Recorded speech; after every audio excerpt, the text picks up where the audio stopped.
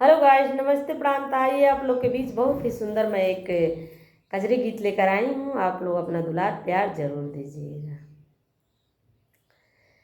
बदरा चढ़ी आयल समनवा रिमा झिमा बरसे समनवाना।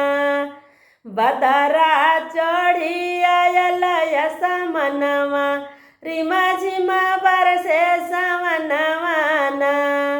रिमा झिमा बरसे समनवाना कि बदरा चढ़ी आयल समनवा रिम झिम बरसे समनवाना। पिया बिना सुना भयल मोरा मनवा रिम झिम बरसे समनवाना। पिया बिना सुना भयल मोरा मनवा रिम झिम बरसे समनवाना। कि रिम झिम बरसे समनवा। जुरु जुरु बोहे पवन पुरवैया चढ़ल सावन मास समैया हो। चढ़ल सावन मास समैया खिल गए फूल अंगनवाना हो। खिल गए फूल अंगनवाना कि खिल गए फूल अंगनवाना। कि हरियर लागे घर अंगनवा खिल गए फूल अंगनवाना। कि सुंदर लागे घर अंगनवा खिल गए फूल अंगनवाना।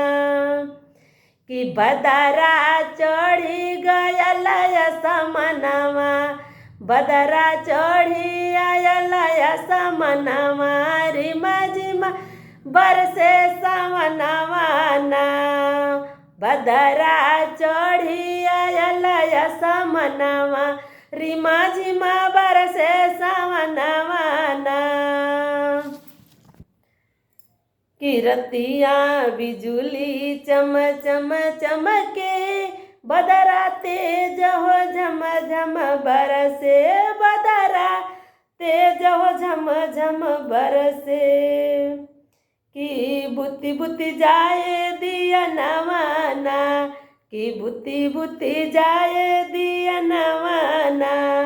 बदरा चढ़ी आयल समनवा रिम झिम बरसे समनवाना।